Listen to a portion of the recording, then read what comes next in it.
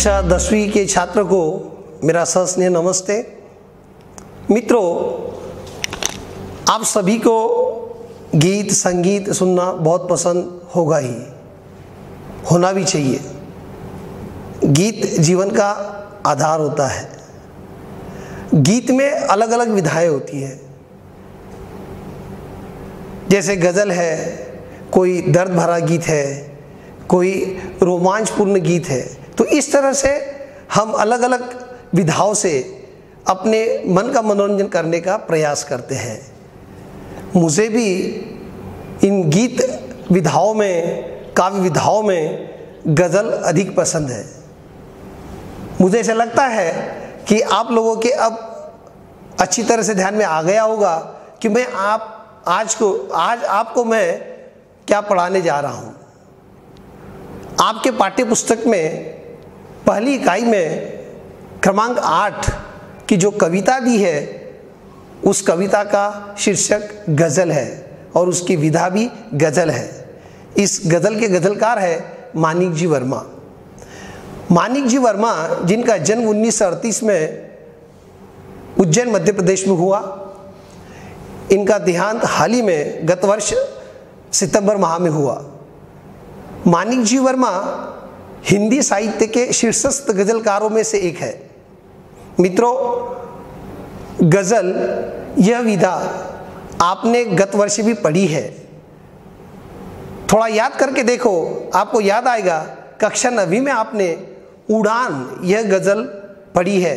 चंद्रसेन जी विराट लिखित ये उड़ान में चंद्रसेन जी ने कहा है, जिसकी होती है ऊंची उड़ान, उतनी होती है उसको थकान। जो बोलता कम है, आंखों से देखता है, उसकी जुबान बोलती है, उसकी जुबान बोलती है। इस तरह से उस उड़ान कविता में हमने गज़ल की विधा को समझा। गज़ल का यहाँ हम पहले कुछ सूक्ष्म अध्ययन कर लेते हैं। गज़ल यह एक फारसी प्रसिद्ध काव्य प्रकार है। फारसी के बाद उर्दू, हिंदी, मराठी में भी यह गज़ल प्रकार बहुत लोकप्रिय हुआ है। गज़ल ये एक ऐसा काव्य विधा है कि जिसमें एक समांत और विभिन्न तुकांत को सुसज्जित रूप से शेरों के समूह में लिखा जाता है। इस तरह से एक समांत विभिन्न तुकांत से सुसज्जित शेरों के समूह को गज़ल कहते हैं। गज़ल, इसका जो पहला शेर होता है, उस पहले शेर को मतला कहते हैं।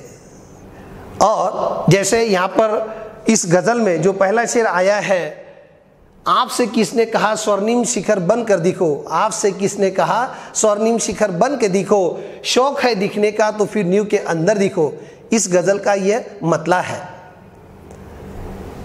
जिस शेर में गज़लकार अपना नामोल्लेख करता है, उसे मक्ता कहते हैं। जैसे आपने सुना होगा संत कबीर, रहीम जो अपने दोहे लिखते हैं, उसमें कहीं ना कहीं अपने नाम का उल्लेख होता है। जैसे रहीमन धागा प्रेम का मत तोड़ो छिटका, रहीम का नाम आ गया। साई इतना दीजिए जामे कुटुंब समाए, मैं भी भूखा ना रहूं, साधु न भूखा जाए कबीरा, साधु न भूखा जाए। इस तरह से गज़लकार जिस शेर में अपना नाम अंतर्भूत करता है, उसे मक्ता कहते हैं। और गज़ल के सबसे प्रसिद्ध, यानी जिस शेर के नाम से वो गज़ल जानी जाती है, उसे शौर्य-हैत कहा जाता है। शौर्य-हैत कहा जाता है, उर्दू शब्द है।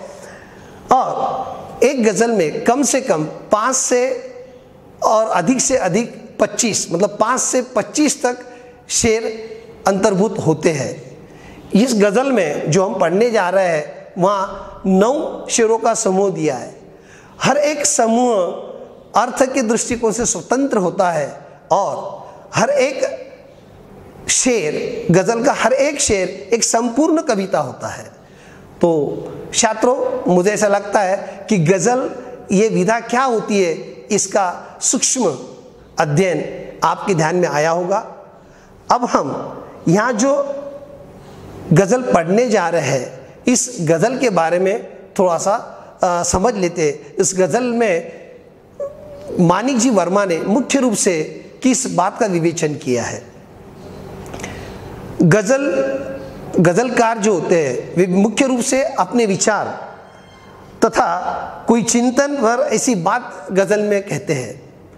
हमने इसके पहले भी एक बहुत सुंदर गज़ल थी जिसके गज़लकार थे दुष्यंत कुमार, जो इससे पहले वाले पाठ्यक्रम में सम्मिलित की गई थी।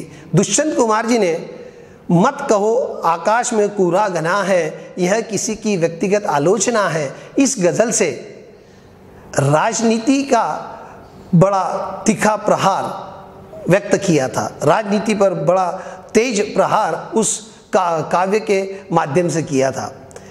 यहाँ पर इस गज़ल में मानिक जी वर्मा एक हमारे जीवन के बारे में बात कह रहे हैं। जीवन जीते समय हमने जीवन में क्या करना चाहिए, कार्य को, कर्म को किस तरह से महत्व देना चाहिए। अधिकांश शेरों में मानिक जी वर्मा ने इस गज़ल में हमें यही संदेश दिया है कि हमने हमारे जीवन में बाहरी सुंदरता को महत्व न देते हुए, बाहरी तामझाम को महत्व न देते हुए हमने हमारे कर्म पर डटे रहना चाहिए। यानी हमने कर्मठ व्यक्तित्व को विकसित करना चाहिए, कर्तव्य परायणता हमने हमारे जीवन में लाना चाहिए। यही बात सभी शेरों से मानिक जी वर्मा ने अधिकांश रूप में यहाँ प्रस्तुत की है। तो आइए अब मैं आपके सामने ये गज़ल पढ़ने जा रहा हूँ, आप ध्यान से सुनिए। मैंने जो भी आपके सामने ये विवेचन किया, मुझे ऐसा लगता है कि निश्चित रूप से आप लोगों का मन गज़ल के प्रति आकृष्ट हुआ होगा। मित्रों, गज़ल निश्चित रूप से जो भी उसे ध्यान से और मन से सुनता है उसे मंत्रमुग्ध करती ही करती है। तो चलो आओ, अब मैं आपको मानिक जी वर्मा की इस गज़ल से मंत्रमुग्ध करने जा रहा हूं। ध्यान से सुनिए। आपसे किसने कहा स्वर्णिम शिखर बन कर दिखो, शौक दिखने का है तो न्यू के अंदर दिखो। चल पड़ी तो गर्द बनकर, चल पड़ी तो गर्द बनकर आसमानों पर लिखो, चल पड़ी तो गर्द बनकर आसमानों पर लिखो, कहीं बैठो तो मिल का पत्थर दिखो। सिर्फ देखने के लिए दिखना दिखना नहीं, सिर्फ देखने के लिए दिखना कोई दिखना नहीं। आदमी हो तुम अगर, आदमी हो तुम अगर, आदमी बन कर दिखो। जिंदगी की शक्ल में जिसमें टूटकर बिखरे नहीं, जिंदगी की शक्ल जिसमें टूटकर बिखरे नहीं। पत्थरों के शहरों में वो आईना बन कर दिखो, पत्थरों के शहर में वो आईना बन कर दिखो। आपको महसूस होगी, आपको महसूस होगी तब हर एक दिल की जलन, आपको महसूस होगी तब हर एक दिल की जलन, जब किसी धागे सा जलकर मोम के भीतर दिखो, मोम के भीतर दिखो।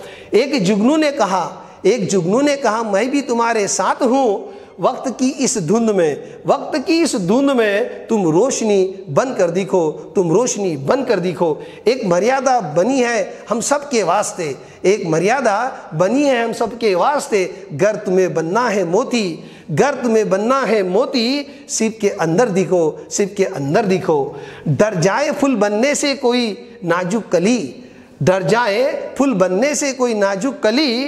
तुम ना खिलते फूल पर, तितली के टूटे पर दिखो, तितली के पर टूटे पर दिखो।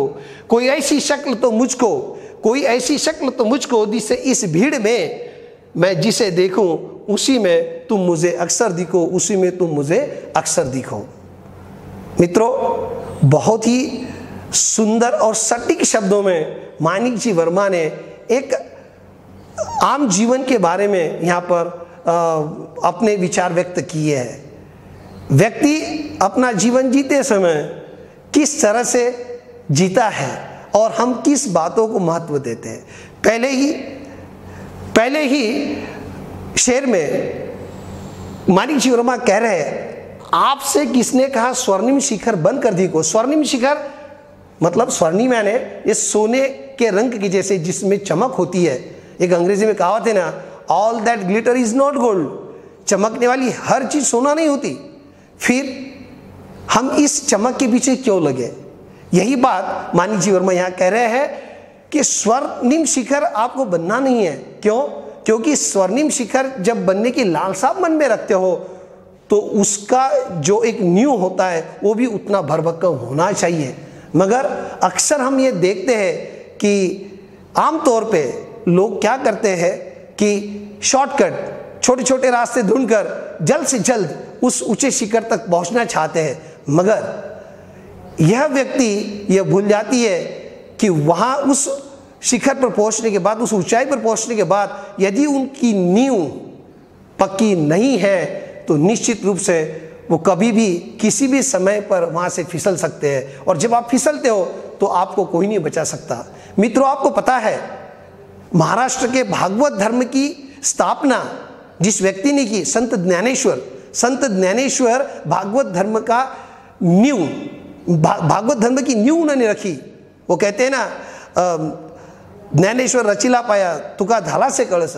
मगर ये जो कलश है, वो कलश की जो महिमा है, उसकी जो एक प्रसिद्धि है, लोकप्रियता है, वो कहाँ पर है? उस नींव पर है जो संत ज्ञानेश्वर ने रखी। संत ज्ञानेश्वर ने इस भागवत धर्म की नींव रखते हुए हमारे बीच में आज भी वो अजरामर है, लोकप्रिय है। उम्र के 18 साल में ही उन्होंने अपने प्रतिभा को इस तरह से संपन्न किया क्योंकि उनका नींव भरभक्कम था।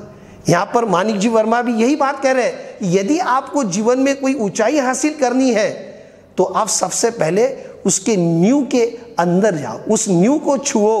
क्योंकि मित्रों, हमें पता है जब हम मंदिर में जाते तो सबसे पहले मंदिर के पायरियों पर नतमस्तक होते हैं, ना ही कि कलश पर।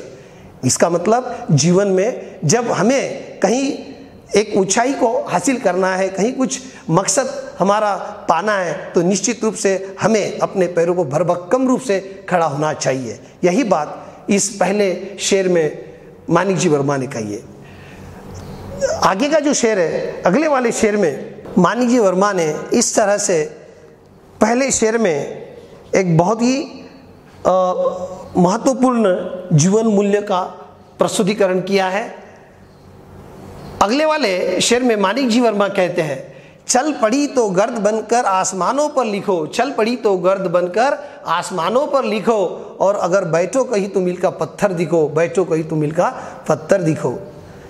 आपको पता है मित्रों, जब तूफान आता है, तूफान आंधी जब आती है तो निश्चित रूप से वातावरण में क्या होता है, सब तरफ आपको धूल ही धूल दिखती है। इस तरह से वो धूल कण, मिट्टी के कण जो जमीन की सतह पर गिरे पड़े होते हैं, इस तूफान में वो पूरे आसमान में फैलते हैं। इस तरह से यदि आपको कुछ अपने जीवन में इस तरह से एक अच्छी कोई चीज को प्राप्त करना है तो तूफान में भी आप कुछ पा सकते हो। जैसे धूल के कण आसमान पर अपना नाम लिखते हैं। और मित्रों, यह करते समय जिस तरह से वो तूफान रुक जाता है, तूफान रुकने के बाद में धीरे से फिर ये सब धूलकण नीचे की ओर आ बैठते हैं।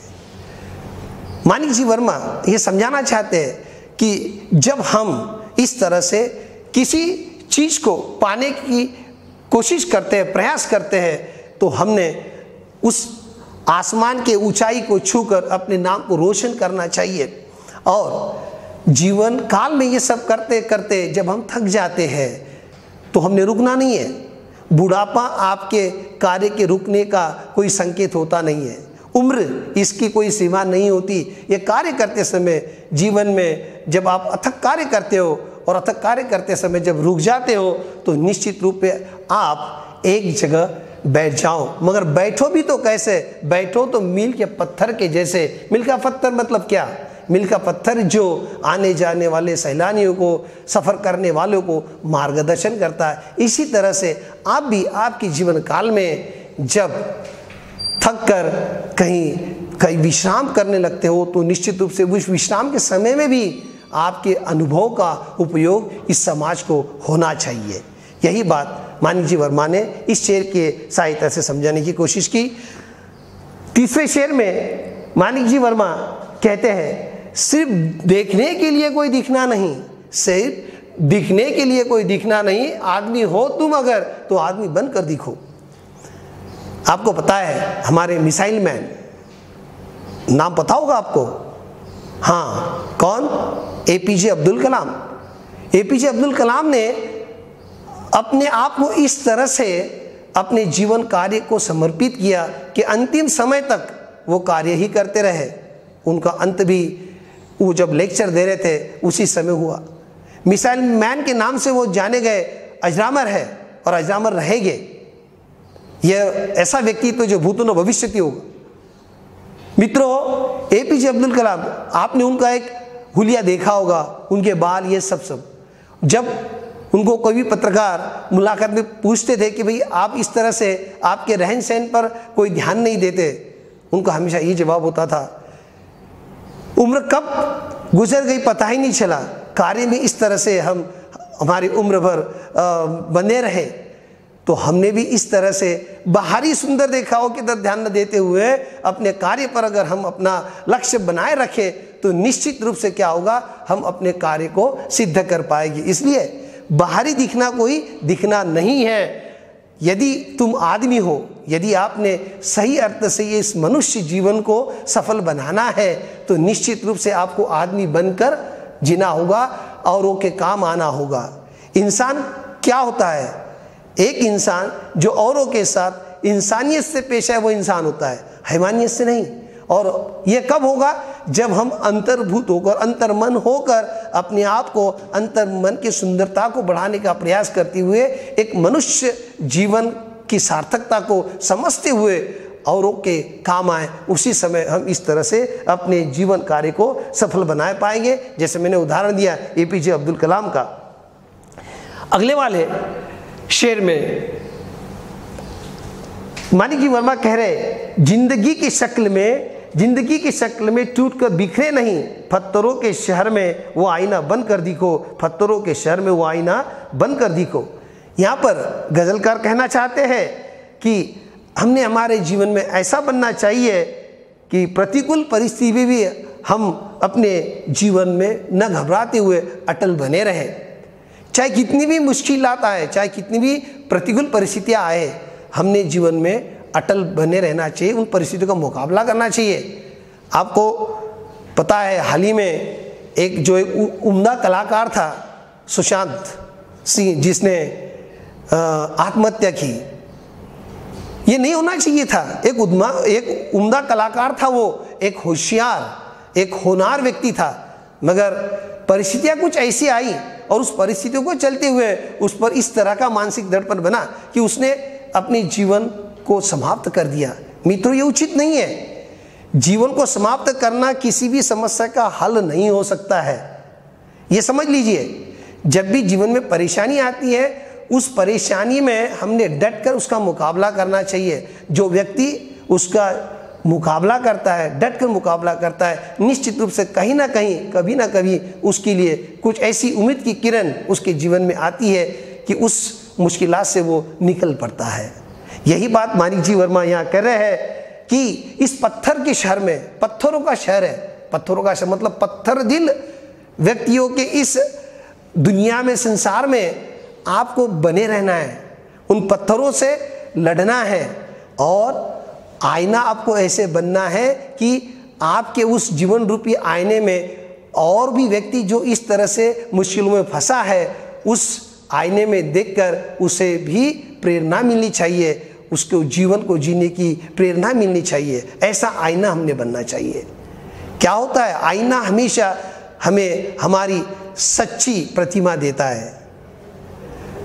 हकीकत में तो हम देखते हैं जीवन में हमारे साथ हमारे अपने भी कब तक होते हैं? उसी वक्त तक होते हैं जब तक के हमारी जिंदगी चांदनी रात से गुजरती है, चांदनी रात से हमारे जीवन का कार्य सफ़र करता है।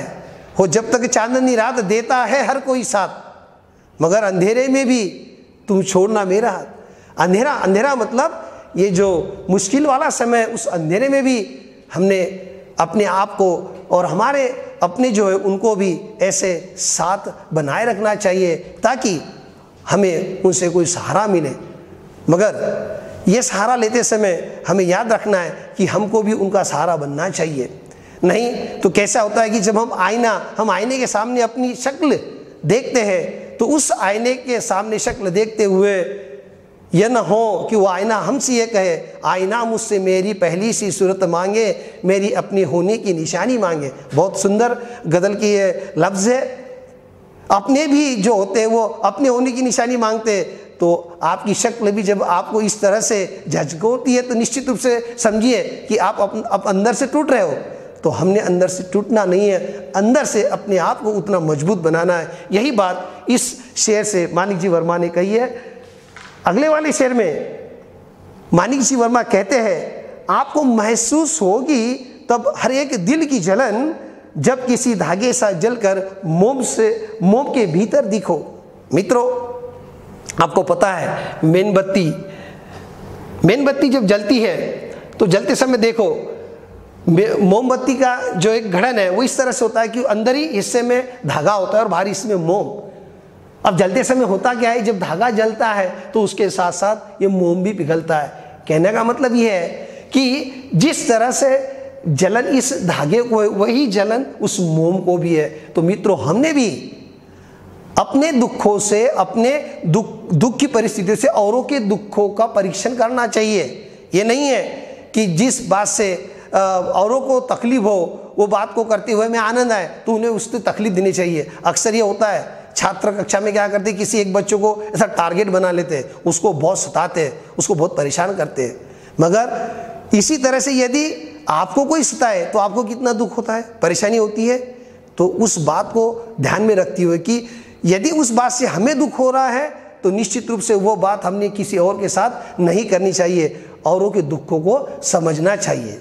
आपल्या हुनी जग ओळखावे, मराठी में कहते हैं आपल्या हुनी जग ओळखावे।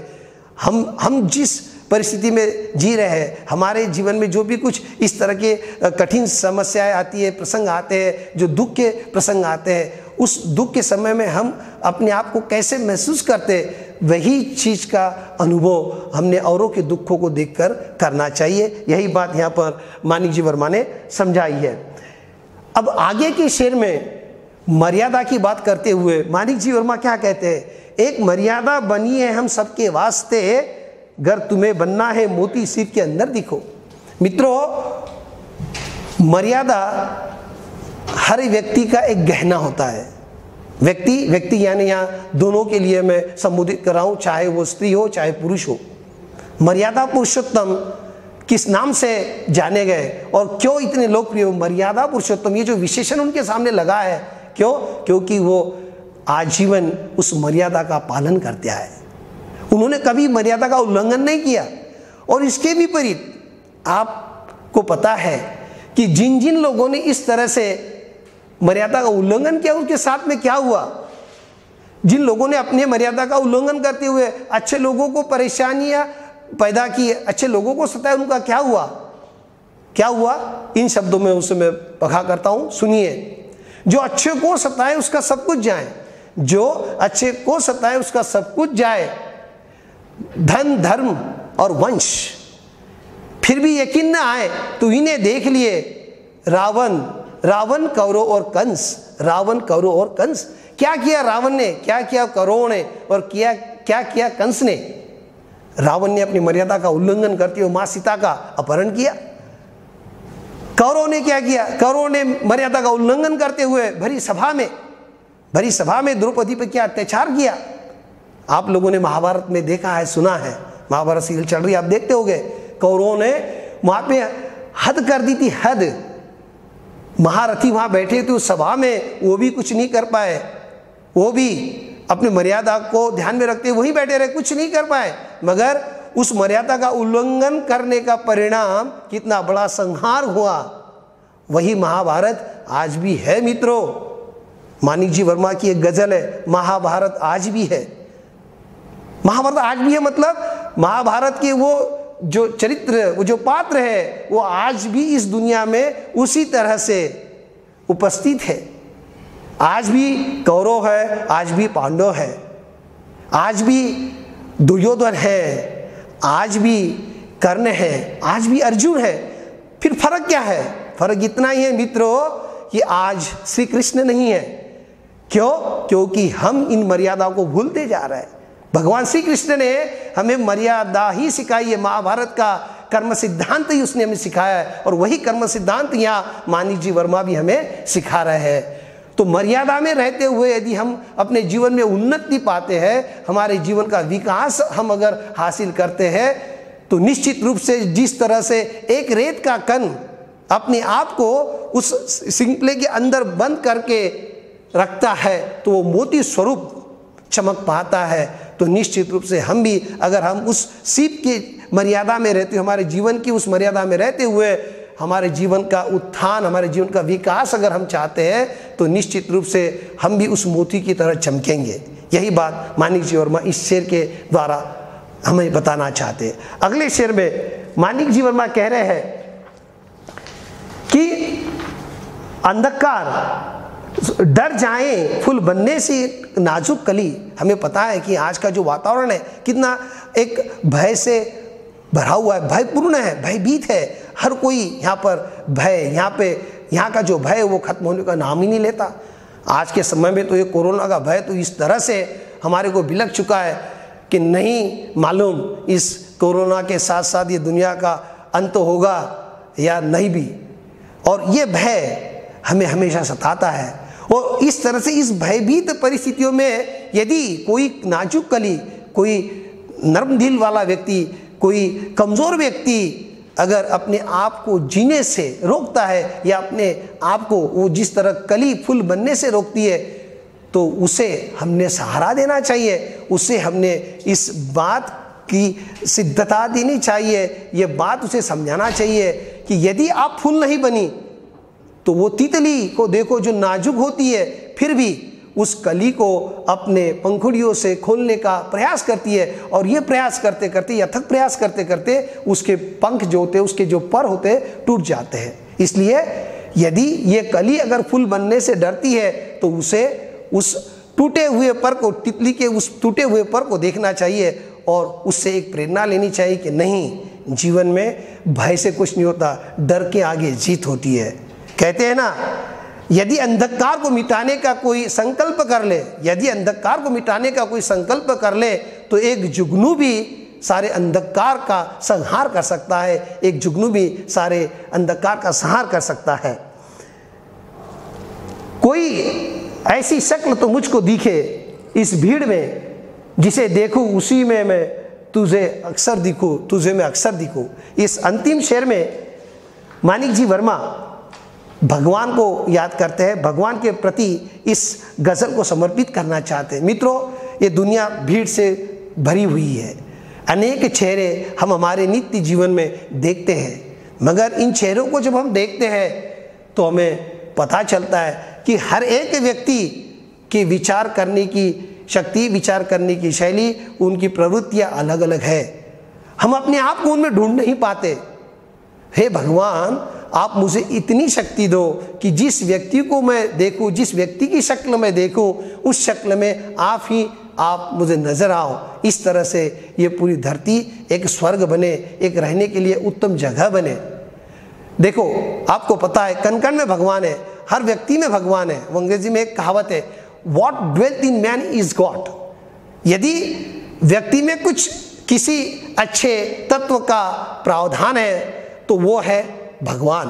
और इस तरह से हमने हर एक व्यक्ति में भगवान के प्रतिमा को देखा तो निश्चित रूप से हम अपने आप को एक अच्छा इंसान बनाने से रोक नहीं सकेंगे। हम एक अच्छा इंसान जरूर बनेंगे, और यदि हम एक अच्छा इंसान बन गए तो निश्चित रूप से ये पूरी दुनिया भी एक अच्छे इंसानों की दुनिया बनेगी। यही बात अंतिम शेर के माध्यम से गज़लकार माणिक जी वर्मा ने समझाने का प्रयास किया है। मित्रों, अब इस गज़ल का जो उपसंहार है, इस उपसंहार से हमें क्या ध्यान में आता है? उपसंहार मतलब हमने क्या सीखा?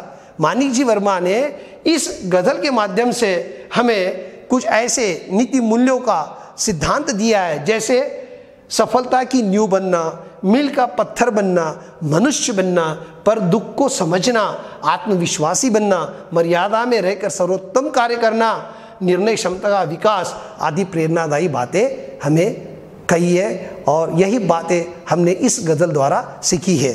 अब इसके बाद में मैं आपको स्वाध्याय के लिए कुछ कृतियाँ दे रहा हूँ। ये स्वाध्याय है जो आपको करना है। पहले इसमें आपको कृति पूर्ण करना है, जो इस गज़ल के माध्यम से आप कर सकते हो। गज़ल में प्रयुक्त प्राकृतिक घटक, इस गज़ल में अलग अलग शेरों में जो जो प्राकृतिक घटकों का उल्लेख माणिक जी वर्मा ने किया है, उन प्राकृतिक घटकों को 1, 2, 3, 4 ऐसे 4 अंकों में लिखना है। उसके बाद कवि के अनुसार हमने कैसे दिखना है, वो 4 बातें आपको यहाँ पर लिखनी है। उसके बाद पंक्तियाँ जो है उसका सरल अर्थ, जो कि आपको आपके परीक्षाओं में 2 अंकों के लिए पूछा जाता है, तो इसकी पहली जो पंक्तियाँ है, आपसे किसने कहा स्वर्णिम शिखर बनकर दिखो, अगर दिखने का शौक है तो नींव के अंदर दिखो। और दूसरी जो आखिरी पंक्ति है, कोई ऐसी शक्ल मुझे दिखे जिसमें अक्सर मैं अपने आप को देखूं। इन पंक्तियों का सरल अर्थ आपको करना है, ठीक है। मैं आशा करता हूं कि आपको गज़ल का एक सूक्ष्म अध्ययन ध्यान में आया होगा।